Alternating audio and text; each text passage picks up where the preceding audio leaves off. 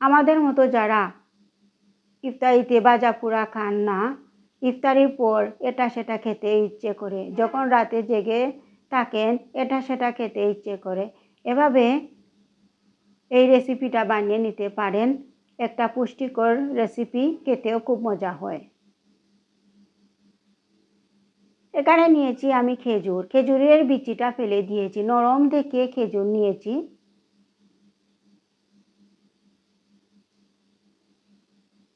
খেজুরকে এভাবে আমি নাইফ দিয়ে কেটে নিচ্ছি, আপনারা চাইলে ব্লেন্ডারে ব্লেন্ড করে নিতে পারেন। আমি নাইফ দিয়ে এভাবে কেটে নিচ্ছি।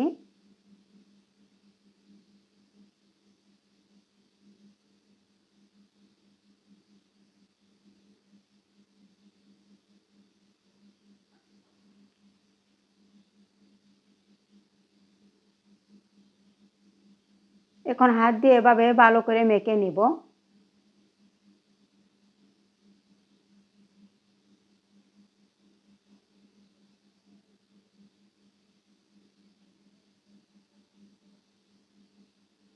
বাজারের কোনো কিছু যারা খান না, এভাবে এই রেসিপিটা বানাতে পারেন। বাজারের আজে বাজে এগুলা না খেয়ে পুষ্টিকর একটা রেসিপি বানিয়ে খেতে পারেন।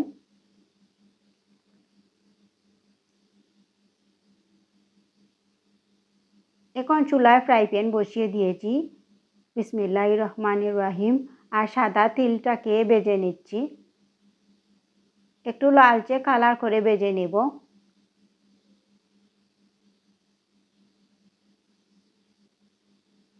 তিল ভাজা হয়ে গিয়েছে, এখন দিয়ে দিচ্ছি কয়েক ধরনের সিডস, এগুলা বাজারে কিন্তু পাওয়া যায়, অনেক পুষ্টিকর একটা সিডস।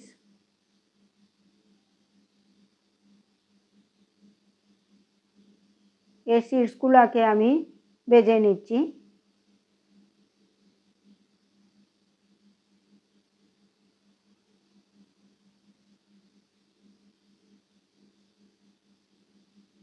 ভাজা হয়ে গিয়েছে, এখন তুলে নিয়েছি।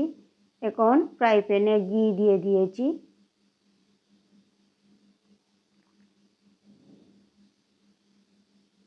দিয়ে দিচ্ছি নারিকেল,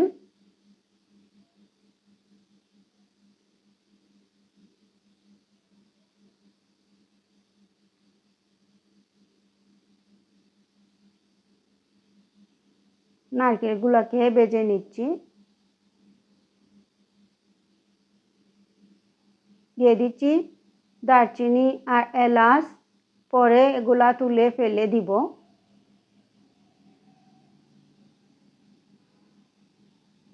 নারকেলের মধ্যে দিয়ে দিচ্ছি খেজুর, খেজুরগুলোকে নারকেলের মধ্যে ভেজে নিচ্ছি একসাথে করে।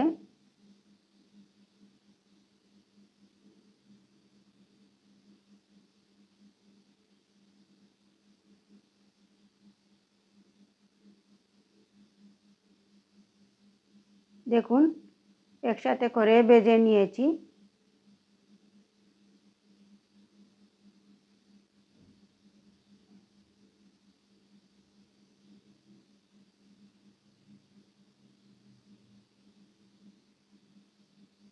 এখন বিচি আর নারিকেল খেজুর একসাথে করে নিয়েছি, আর এখানে দিয়ে দিচ্ছি চিয়া সিড, অনেক পুষ্টিকর একটা রেসিপি।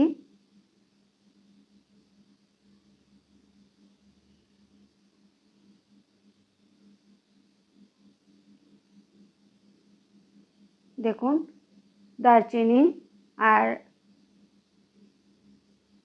এলাচ আমি তুলে ফেলে দিচ্ছি, আর গরম অবস্থায় মাখিয়ে নিচ্ছি।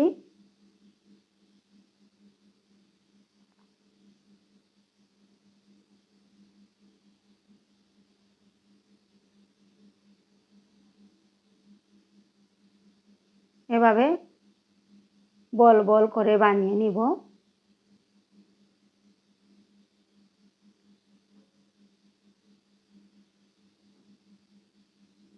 দেখুন কত মজাদার হয়েছে আর কত পুষ্টিকর একটা রেসিপি। হাত ধুয়ে নিয়েছি, ধুয়ে নিয়ে এখন বল বল করে বানিয়ে নিব।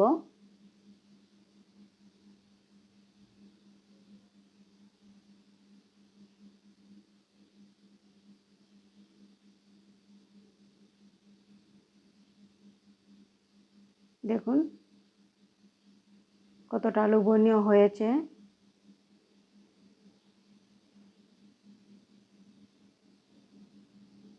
দেখুন বানানো হয়ে গিয়েছে। এগুলাকে আমি এখন ফ্রিজে রেখে দিব, যাতে একটু শক্ত হয়ে যায়। দেখুন লিচিগুলা খুব পুষ্টিকর একটা রেসিপি। দেখুন আমি ফ্রিজ থেকে বের করে নিয়েছি আর শক্ত হয়ে গিয়েছে। এখন একটা কাচের বয়ামে ভরে রেখে দিব ফ্রিজে। আর প্রতিদিন একটা করে খাওয়া যাবে। যখন মন চাইবে কিছু খেতে, এগুলা একটা একটা করে খাওয়া যাবে। দেখুন আমি খেয়ে দেখাচ্ছি। খুব মজাদার, খুব পুষ্টিকর একটা রেসিপি। এভাবে আপনারাও বানাতে পারেন আর ফ্রিজে রেখে দিতে পারেন।